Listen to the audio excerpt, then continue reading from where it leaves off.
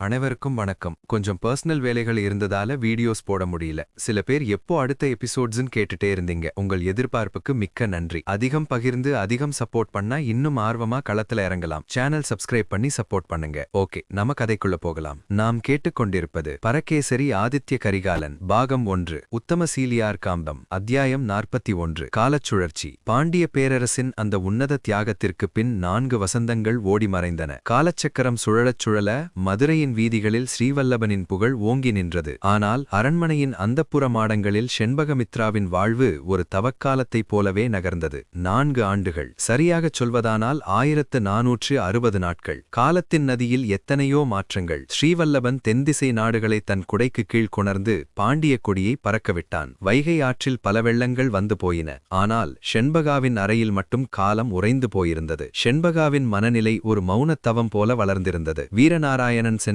அந்த அதிகாலை பொழுது நேற்று நடந்தது போலவே அவளுக்கு இருந்தது. ஒவ்வொரு இரவும் உறங்கச் செல்லும் முன் தன் புடவை முனையை தடவி பார்ப்பாள். அங்கே ஒரு சிறுவனின் பிஞ்சு விரல்கள் தஞ்சம் புகுந்த ஞாபகம் அவளை தூங்கவிடாது. அவள் இப்போது வெறும் செண்பகா அல்ல, பாண்டிய நாட்டின் இளவரச அன்னை. அரண்மனை பெண்கள் அவளை மிகுந்த மரியாதையுடன் நடத்தினார்கள். ஆனாலும் அவளது உள்ளம் உத்தமனின் நினைவிலும் நாராயணனின் பிரிவிலும் ஒரு விதமான பற்றற்ற நிலையிலேயே இருந்தது. செண்பகா இப்போது அதிகாலை வேளைகளில் வைகை ஆற்றங்கரைக்கு செல்வதை வழக்கமாக்கிக் கொண்டாள். ஓடும் நீரை காணும்போதெல்லாம் அது காந்தலூர் சாலையை தொட்டுக்கொண்டுதான் வருகிறதா என்று அவளது கண்கள் தேடும். பிரிவு என்பது மரணத்தை விட கொடியது என்பார்கள். ஆனால் ஒரு லட்சியத்திற்காக பிரிந்திருப்பது என்பது உயிருடன் இருந்து கொண்டே செய்யப்படும் தவம். இதுவே செண்பகாவின் தற்போதைய வாழ்வின் தாரக மந்திரமானது. சுந்தரகேரளனின் மகள் கயழ்விழியாளுக்கு இப்போது 16 வயது. அவள் செண்பகாவின் நிழலாகவே வளர்ந்தாள். செண்பகா அவளுக்கு சிற்பக்கலையையும் இலக்கியத்தையும் கற்பித்ததோடு மட்டுமல்லாமல் தற்காப்பு கலைகளையும் பயிற்றுவித்தாள். அத்தை, நம்ம தம்பி நாராயணன் வரும்போது என்னை அடையாளம் கண்டுகொள்வானா?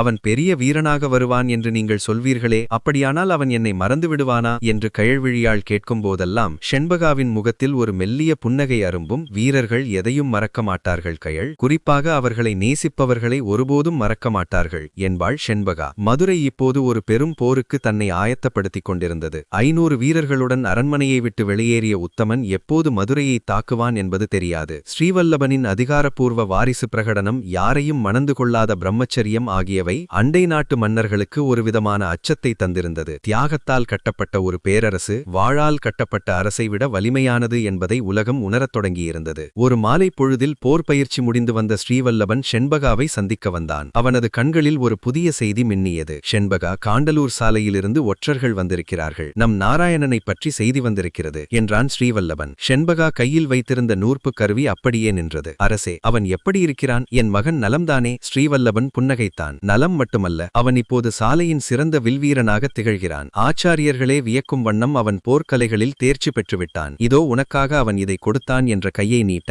அவன் கையிலிருந்த கொடியில் பாண்டியர்களின் மீன் லட்சணத்தோடு ஒரு புலியின் உருவமும் பொறிக்கப்பட்டிருந்தது. அது செண்பகா அவனிடம் கொடுத்தனுப்பிய அந்த புலிமுகச் சின்னத்தின் அடையாளம். நாராயணன் வரப்போகிறானா என்று கேட்டு அந்த கைக்குட்டையை வாங்கி கண்களில் ஒற்றிக்கொண்டாள். இல்லை செண்பகா, இது அவனது முதல் வெற்றி செய்தி, உனக்காக கொடுத்தனுப்பிய பரிசு. அவன் காண்டலூர் சாலையில் நடக்கும் வருடாந்திர போட்டியில் வெற்றி பெற்று சிறந்த மாணவனாக தேர்ந்தெடுக்கப்பட்டிருக்கிறான். இன்னும் சில மாதங்களில் அவன் ஒரு முழுமையான வீரனாக மதுரைக்கு திரும்புவான். செண்பகா வானத்தை பார்த்தாள். உத்தமன் சென்ற திசையிலும் நாராயணன் சென்ற திசையிலும் இப்போது நம்பிக்கையின் மேகங்கள் சூழ்ந்திருந்தன. அவள் இதயம் மெல்லச் சொன்னது, நாராயணா, நீ வருவாய் என்று தெரியும். உனக்காக மட்டும்தான் நான் காத்திருக்கிறேன். சிங்களத்தில் பிறந்து தமிழகத்தின் மருமகளாக வந்த என்னை தாயாக மாற்றிய நான் பெறாத மகன் நீ. என் வாழ்வும் தாழ்வும் உன்னோடுதான் என்று சொல்லியபடியே தன் மாளிகைக்குள் நுழைந்தாள். கரைகிறாளா பார், கற்பாரை போல என்று பெருமூச்சு விட்ட வல்லபனும் அரசவைக்கு திரும்பினான். ஒருபுறம் செண்பகமித்திராவின் தவவாழ்வு இப்படியிருக்க, உத்தமசீலனின் தவவாழ்வு இந்த 4 ஆண்டுகளில் வேறு மாதிரி இருந்தது. அரண்மனையை விட்டு வெளியேறிய உத்தமனும் அவன் பரிவாரத்தினரும் நேராகச் சென்றது சோழ நாட்டின் எல்லையிலிருந்த பச்சமலை மற்றும் கொல்லிமலை காடுகளுக்கு. அங்கிருந்த அடர்ந்த கானக பகுதிகளையே தன் தலைமையிடமாக்கினான். அவனோடு வந்த 500 வீரர்களுக்கு மறைமலை வீரர்கள் என்று பெயர் சூட்டினான். அவர்கள் அங்குள்ள வேட்டுவ சமூக மக்களோடும் மலைவாழ் மக்களோடும் கலந்து வாழ்ந்தனர். அவர்களுக்கு தற்காப்பு கலைகளையும் குரங்கடி போர் முறை எனும் மறைந்திருந்து தாக்கும் முறையையும் உத்தமன் கற்றுக் கொடுத்தான். பாண்டிய நாட்டின் ஒவ்வொரு அசைவையும் கவனிக்க உத்தமன் ஒரு வலிமையான ஒற்றற்படையை உருவாக்கினான். கோட்டையின் பலவீனமான இடங்கள், நுழையும் வழி ஆகியவற்றை 4 ஆண்டுகளாக அங்குல அங்குலமாக ஆராய அவர்களை அனுப்பியிருந்தான். வைப்பாற்றின் தோல்வி உத்தமனை ஒரு மனிதனாக உருமாற்றவில்லை. அவனை ஒரு நிழலாக, ஒரு தீயாக மாற்றியிருந்தது. அவன் சோழ நாட்டின் தலைநகரான தஞ்சைக்கு திரும்பவே இல்லை. மதுரையை இழந்தபின் தோல்வியுற்ற கோழையாக தந்தையின் முகத்தில் மீண்டும் விழிக்க அவன் விரும்பவில்லை. அடுத்த 4 ஆண்டுகள் தமிழகத்தின் சரித்திரம் அவனது பெயரை மெல்ல மெல்ல மறக்கத் தொடங்கியது. ஆனால் காடுகளும் மலைகளும் மேடுகளும் அவனை ஒரு புதிய வடிவில் கண்டன. உத்தமன் அந்த 4 ஆண்டுகளில் ஒரு இளவரசனாக வாழவில்லை. கவசங்களை கழற்றி எறிந்தான். பட்டு ஆடைகளை துறந்தான். தன் மேனியில் படிந்த போர்க்களத் தழும்புகளை மறைக்க மரம் செடிகொடிகளின் சாற்றை தடவிக்கொண்டான்.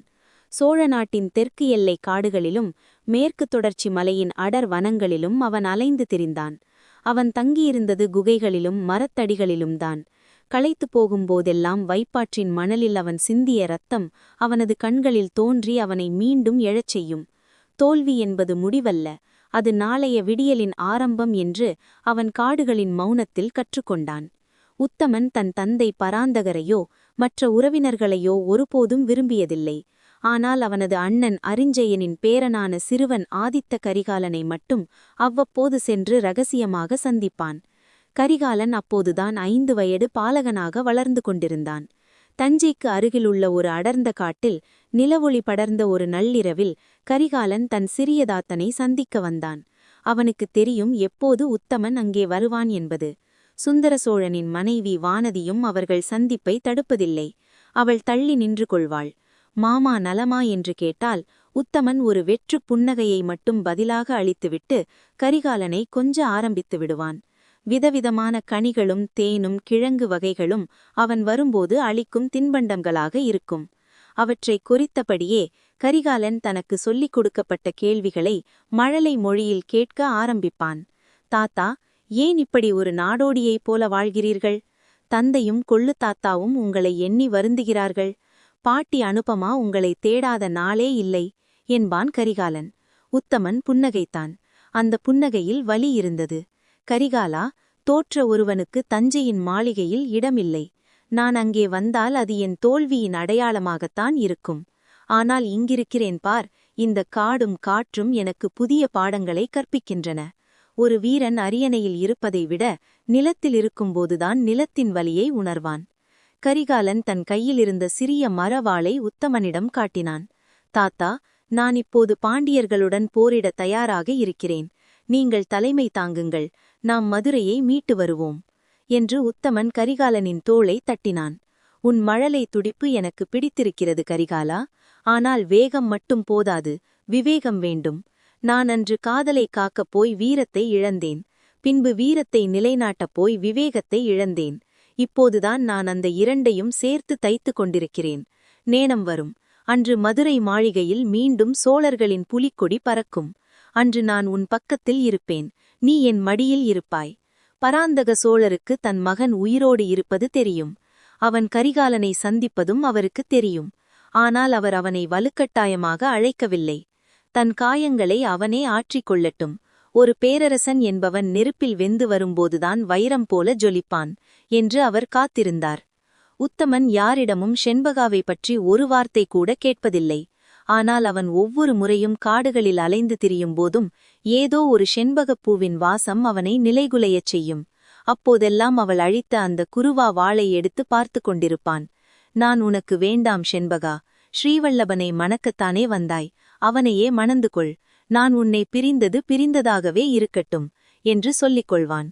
அந்த 4 ஆண்டுகளில் அவன் தன் மனதை ஒரு கல்லாக மாற்றியிருந்தான். செண்பகம் மட்டுமல்ல, வேறு யாருமே அக்கல்லின் ஈரத்தை கண்டறிய முடியவில்லை. தாத்தா, மீண்டும் எப்போது சந்திப்போம் என்று கரிகாலன் கேட்டபோது உத்தமன் இருளுக்குள் மறையத் தொடங்கினான். எப்போது பாண்டிய நாட்டின் மீன்கொடி வாடத் தொடங்குகிறதோ, எப்போது வைகையின் நீர் மீண்டும் சூடாகுகிறதோ அன்று நான் உன் முன்னால் நிற்பேன் என்ற உத்தமனின் குரல் காற்றில் கரைந்தது. 4 ஆண்டுகள் உருண்டோடின. பாண்டிய நாட்டில் ஸ்ரீவல்லபன் செழிப்போடு ஆட்சி செய்தான். வீரநாராயணன் காந்தலூர் சாலையின் போர்த்தந்திரங்கள் கற்ற ஒரு வாலிபனாக வளர்ந்திருந்தான். செண்பகமித்ரா ஒரு தவமிருக்கும் நிலவு போல காத்திருந்தாள். ஆனால் காடுகளுக்குள் ஒரு வெங்கை தன் நகங்களை தீட்டிக் கொண்டிருப்பதை அவர்கள் எவருமே அறியவில்லை. ஒரு பௌர்ணமி இரவில் கொல்லிமலையின் உச்சியில் தன் வாளை உயர்த்தி உத்தமன் முழங்கினான். 4 ஆண்டுகள் பொறுத்திருந்தது போதும். வைப்பாறு அன்று என் ரத்தத்தை குடித்தது. இன்று அந்த வைகையாறு பாண்டியர்களின் கொடியை சாய்க்கும் சாட்சியாக மாறப்போகிறது. வைப்பாற்றின் தோல்வியை வைகையாற்றின் வெற்றியால் சரிசெய்வோம். வீரர்களே, மதுரை நம்மை அழைக்கிறது. இழந்தது மண்ணை மட்டுமல்ல, நம் மானத்தை. தயாராயிருங்கள் என்று கர்ஜித்தான். வெறும் 500 பேரால் 20,000 பேர் கொண்ட பாண்டியப் படையை எதிர்த்து சமாளிக்க முடியுமா? உத்தமன் வெல்வானா அல்லது மீண்டும் தோற்பானா? காத்திருப்போம் அடுத்த அத்தியாயத்திற்கு.